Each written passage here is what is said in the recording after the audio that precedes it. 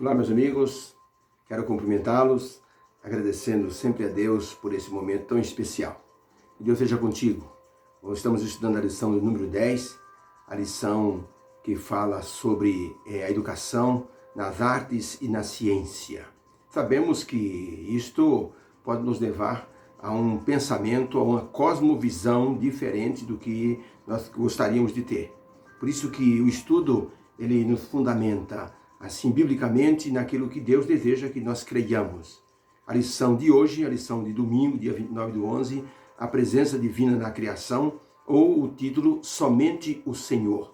Se desejarmos falar da presença divina na natureza e em muitas situações, como a ordem dos planetas, como a ordem das estrelas e das constelações, das galáxias, ou ainda se nós formos falar sobre o ciclo de gestação de um ser inteligente como o ser humano, por exatos 9 meses, é uma coisa impressionante. Quer dizer, é algo assim, feito pela mão de um Criador.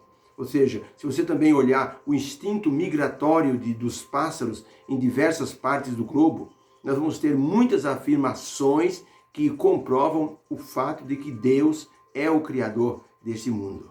Porque são muitos detalhes assim infinitos e precisos que nos mostram a presença de Deus. Por isso, quando se pensa em colocar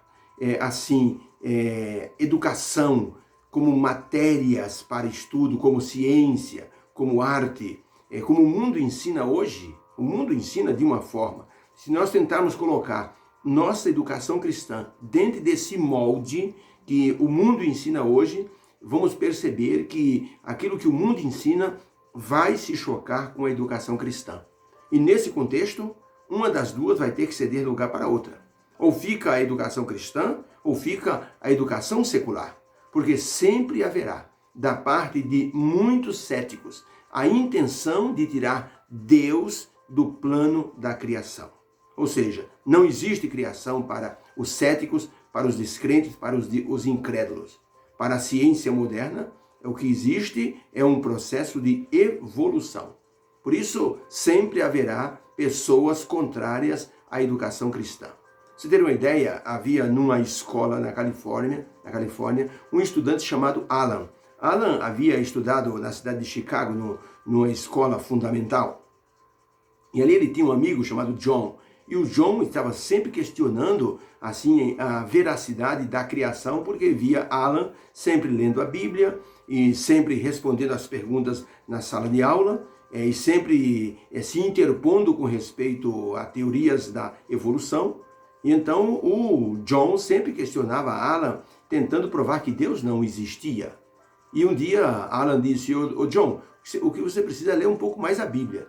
Então John disse: "Então me dá essa Bíblia aqui, deixa eu dar uma lida." E ele começou a ler a Bíblia. Chegou na parte de Gideão, onde Gideão fez um teste, assim, Deus o chamou para uma batalha, e Gideão disse: "Senhor, eu não sou assim digno disso, não sou pequeno, não tenho condições."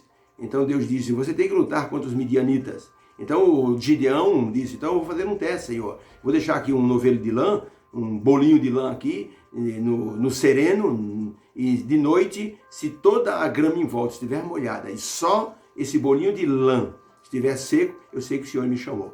Aí o John disse: "Opa, eu tenho como provar que Deus não existe."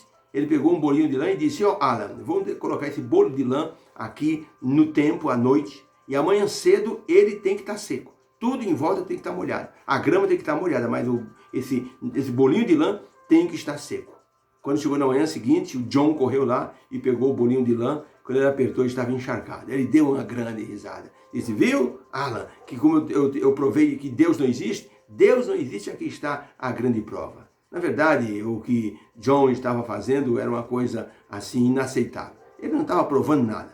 Ele estava apenas querendo tirar uma dúvida dele, porque ele sabia que não havia nada em jogo. Era só uma questão de curiosidade, da sua incredulidade. Somente isso. No caso de Gideão, havia um chamado, havia uma guerra por enfrentar. E por isso que ele pediu a Deus um sinal de que era ele mesmo a pessoa escolhida. Nada mais do que isso. Por isso, a natureza e as escrituras mostram sinais de Deus, ou seja, do Deus Criador. bastando apenas ter um pouco de fé para compreender e aceitar. Agora, aqueles que fecham o coração para as evidências, logicamente, nunca vão enxergar. Por isso, aquele ditado popular é certo: o pior cego é aquele que não quer ver. Pergunta número 1 da parte de domingo, da lição número 10. Olhando a palavra de Deus, o que foi revelado sobre Deus e a criação? Aí nós temos 3 passagens. Livro de Romanos, capítulo 1, verso 18 a 21. O apóstolo Paulo diz assim: pois do céu é revelada a ira de Deus contra a impiedade e a injustiça dos homens que detêm a verdade em injustiça. Preste atenção nesse verso. Porquanto o que de Deus se pode conhecer, nele se manifesta, porque Deus lhe manifestou. Pois os seus atributos invisíveis, o seu eterno poder e divindade, são claramente vistos desde a criação do mundo, sendo percebidos mediante as coisas criadas, de modo que elas, ou eles, melhor dizendo, são inexcusáveis. Verso 21. Porquanto, tendo conhecido a Deus, contudo, não o glorificaram como Deus. Notem, contudo, não o glorificaram como Deus, nem lhe deram graças. Antes, nas suas especulações, se desvaneceram, e o seu coração insensato se obscureceu.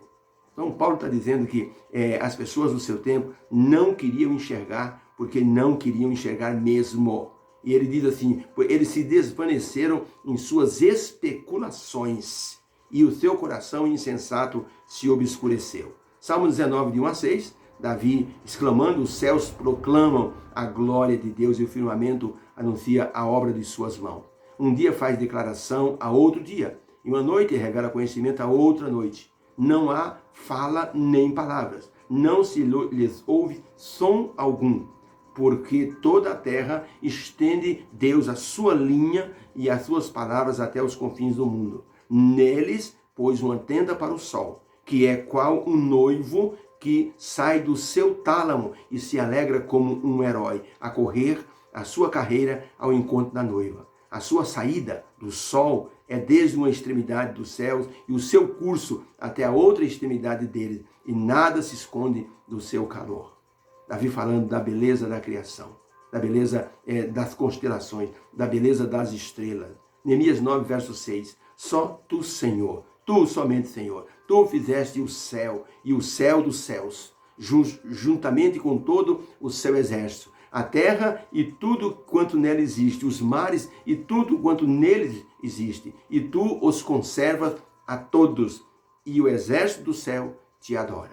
Neemias dando uma declaração maravilhosa do poder criador de Deus e da necessidade de adoração a Deus. Olha, quando nós olhamos para o céu, ficamos impressionados com a beleza que há no céu.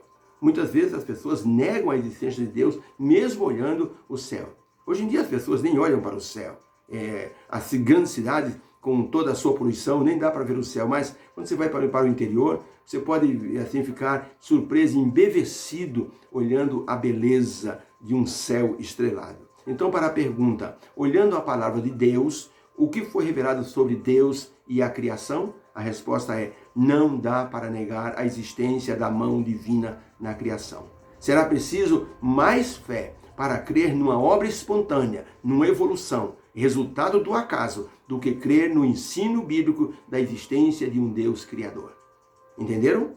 O grande astrônomo inglês Braille, um dia ele recebeu um amigo que era um ateu convicto, e embora Braille tentasse falar da beleza do universo e da presença divina e da criação, porque Braille era um cristão devoto, olha, o amigo dele era muito duro com as palavras e até ofendia Braille com as suas especulações, com as suas teorias.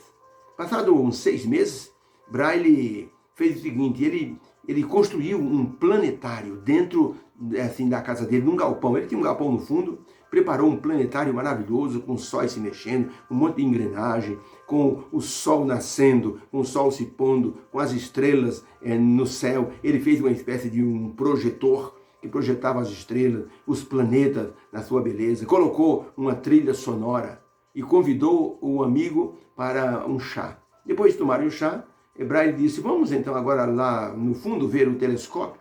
Eles então olharam para as estrelas e o amigo ficou impressionado. Aí Braille apertou ali uma chavezinha, tudo se escureceu dentro daquele galpão e o planetário começou a mexer as suas engrenagens. O amigo ficou assim olhando, o que está acontecendo? De repente o sol apareceu, os planetas, foi aquela mudança, foi aquele cenário maravilhoso. O amigo de Braille ficou impressionado, bateu palmas quando tudo terminou. E perguntou para Braille, quem fez isso? Braille disse, ninguém fez isso. Eu cheguei aqui ontem, não tinha nada. Hoje de manhã já estava esse negócio bonito aqui. O amigo deu uma gargalhada e disse, você está zombando de mim? É claro que alguém fez isso. É uma coisa muito perfeita isso aqui. Então Braille disse, meu amigo, o que eu estou tentando te explicar para você é que quando nós olhamos para o universo, não dá para crer que aquilo apareceu sozinho. Você está espantado que com esse maquinário que eu fiz, é lógico que alguém fez, fui eu que fiz com todo o esmero, com todo o meu conhecimento. Então veja, você ficou impressionado. E quando eu disse que isso aqui apareceu por acaso, você retrucou. Como é que você pode acreditar que esse universo apareceu por acaso? O amigo de Braille abaixou a cabeça e disse, você tem razão. É impossível que tudo isso que eu vejo no telescópio que você me mostra, é impossível que tudo isso tenha aparecido por acaso. Como seria impossível que esse planetário tivesse aparecido aqui por acaso? Nós queremos comentar aqui o seguinte, não, na natureza nós encontramos a mão de Deus, pois os detalhes, as particularidades, falam da presença de uma mente criadora, devido à riqueza dos detalhes interligados em sua existência. Basta ver a polinização das flores. Os insetos, os pássaros, trabalham nessa área, levando o pólen de um lugar para outro, sementes e elementos que tornam possível a reprodução, como se alguém grandioso, numa mente superior, colocasse cada coisa em seu devido lugar operando. Basta ver os pequenos insetos voadores e os colibris que levam o pólen para diversos lugares, polinizando e tornando então as plantações maravilhosas. Nesse ponto, podemos dizer que a educação cristã enaltece a presença de um Deus criador, rejeitando os ensinos da ciência e das artes modernas, que podem induzir ao erro e à incredulidade. Realmente seria uma loucura muito grande dar razão à arte e à ciência moderna, negando a existência de um Deus criador. Ellen White, no livro Conselhos sobre Educação, na página 41, diz o seguinte, o coração enobrecido pela graça de Deus pode compreender melhor o real valor da educação. O coração enobrecido pela graça de Deus pode compreender melhor o real valor da educação. Os atributos de Deus, como vistos em suas obras criadas, só podem ser apreciados quando nós temos o conhecimento do Criador. Isso é uma grande verdade. Mesmo depois de 6.000 anos de pecado, é possível ver a mão divina em suas obras criadas. Mesmo depois do dilúvio, é possível ver que existe a mão de um Deus criador. O incrédulo diz isso, vê tudo isso e diz Deus não existe. Mas é uma negação infrutífera, porque na criação existe a digital de Deus. Um dia uma professora de ciência moderna, falando sobre o que nós vemos nesse mundo e que é obra de uma evolução totalmente aleatória, ela viu um menino questionar e dizendo, não acredito nisso. Deus fez tudo isso. A professora disse, Ricardo, levante-se, vá até a janela, por favor. Olhe para o céu e veja se você encontra Deus. O menino foi à janela, olhou, ele disse, viu Deus? Ele disse, não, professora, não vi Deus, eu vi apenas as nuvens. Então disse a professora, se você não viu Deus, é porque Deus não existe. O menino não teve argumento, mas o outro colega disse, Ricardo, por favor, olhe para a professora. Ele olhou para a professora. Você está vendo o cérebro dela? Ele disse, não, não estou vendo. Então, se você não está vendo o cérebro da professora, lógico, nós podemos crer que o cérebro da professora não existe. Porque no final das contas, ela é uma desmiolada. Com todo respeito, professora, disse o menino, eu estou apenas querendo dizer aos meus queridos colegas que a professora está errada em seu conceito. Não é porque nós não estamos enxergando Deus que Deus não existe. Basta olhar para as obras da natureza, suas obras criadas. Queridos, vamos pensar no seguinte, Deus nos chama para sermos pessoas que possam defender a ideia, a educação cristã de maneira correta e sincera e crendo na poderosa mão de um Deus Criador. Nós mesmos somos obra da mão do Criador. Que Deus abençoe você. Possamos testemunhar essa verdade diante das pessoas, porque a educação cristã está fundamentada nesses conceitos bíblicos que nós cremos. Que Deus seja louvado pelo seu poder criador e pela manutenção daquilo que Ele fez. Que o Senhor nos abençoe. Amém.